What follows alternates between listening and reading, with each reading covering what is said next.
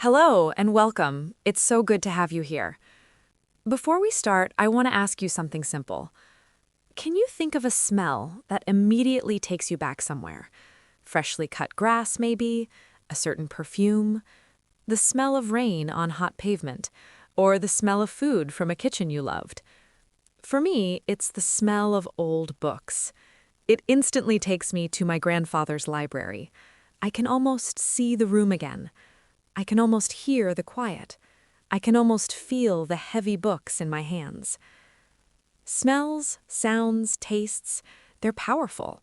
They're like little time machines. They open a door in your mind. And today, we're walking through one of those doors together. Today, we're talking about memory. More specifically, how your memories can become your best English teacher. Now, I know this might sound a little abstract at first, but stay with me. This is not about forcing yourself to memorize long word lists. This is not about sitting at a desk for hours and feeling stressed. This is about something much more natural. Because the things you remember best are the things you feel. And when you connect English to feeling, English starts to stick. It becomes easier to remember. It becomes easier to use. And it becomes more personal, like it belongs to you. So let's explore how. Part 1. Why memories are sticky. Think of your brain like a big web, like a network. A lonely new word floating in empty space is easy to forget. It has no picture, no place, no story. But a new word attached to a strong memory has a home. For example, imagine the word safe. On a vocabulary list, it's just 4 letters, S-A-F-E. But in your life, safe can be a feeling. It can be a memory. Maybe it's the feeling of sitting next to someone you trust, or being at home on a cold night, or hearing your mother's voice when you were a child. Now, the word is not just a word, it's a moment. And that moment makes the word stronger. This is why context matters. Context is like glue. It helps words stay in your mind. And the best context is your own life, because you already know it, you already care about it. Part 2. Mining your past without pressure.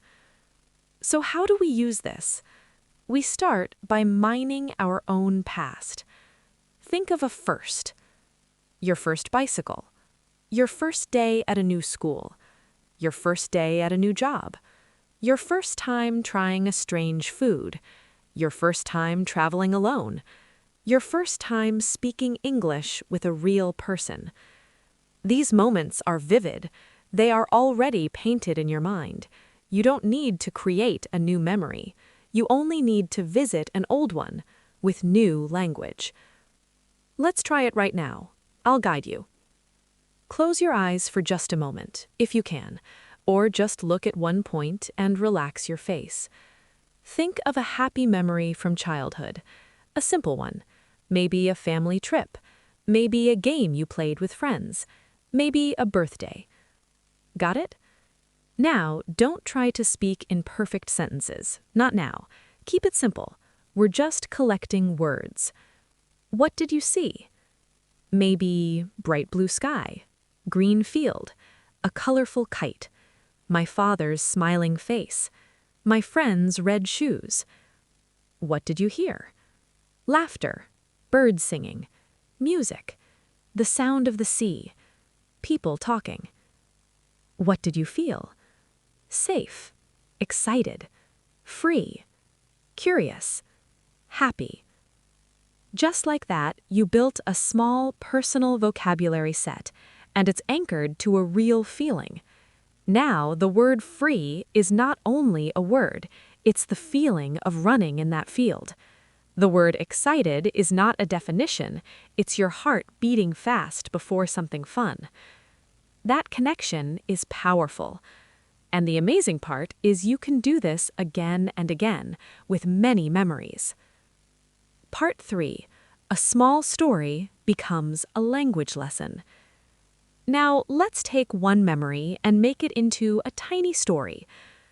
A lot of learners think they need big stories, like I climbed a mountain or I traveled the world. But honestly, small stories are perfect. A story can be a time you were late, a time you lost your keys, a time you got lost, a time you met a kind stranger, a time you felt proud of yourself, a time you felt embarrassed. These stories are real, they are emotional, and that means they are easy to remember. So pick one, just one. Let's choose a very common one, getting lost in a new place. You don't need complex grammar. You can use simple past tense. I was, I went, I saw, I felt.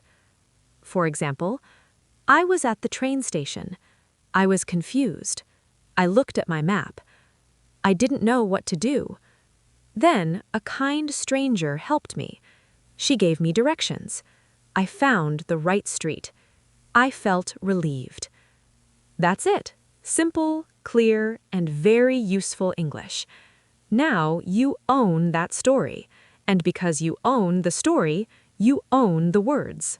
Part 4. Your routine is a living textbook. Now let's talk about the present, your daily life. Because your routine is full of small memories in the making.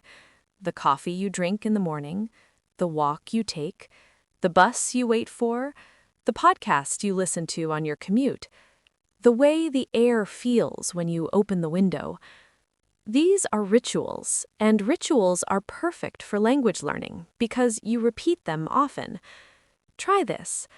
Next time you do a familiar, comforting thing, like making tea, do a soft English narration in your head. Not a lesson, not homework, just a quiet voice in your mind. I am pouring hot water. The steam is rising. It smells nice. I feel calm. I'm ready for the day. Even if you only do this for 20 seconds, it counts, because you are attaching simple English to a real action and a real feeling. Over time, it becomes automatic. You don't translate as much. The English comes faster. Part 5. Creating a future memory. Here's something really interesting. You can also use memory for the future. When you learn a new phrase, don't just repeat it like a robot. Imagine it. For example, the phrase, I'm looking forward to it. Don't just say it once and forget it.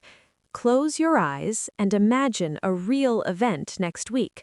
Maybe dinner with a friend, maybe a movie, maybe a trip, maybe a new episode of a show you love. Imagine yourself smiling and saying, I'm looking forward to it.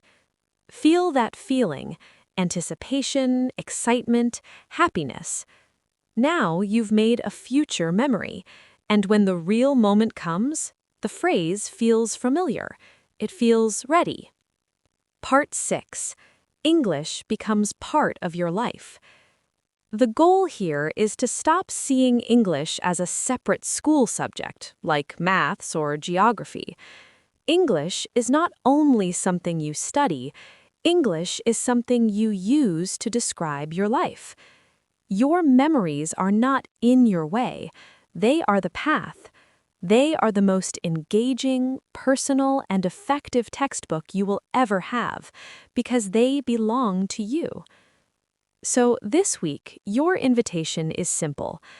Have a conversation with your past in English. Pick one memory. Find 5 words for it, then try to say 2 or 3 simple sentences about it. No pressure, no perfect grammar, just you and your story in English. And little by little, you'll feel something change. English won't feel like a test, it will feel like a tool, a way to express your world. Thank you for listening and for the beautiful memories you bring to this language. If you enjoyed this episode, please like this video and subscribe to the channel. It really helps, and it means you won't miss the next episodes. And now, I'd love to hear from you. What memory came to your mind today? And what 5 English words would you use to describe it?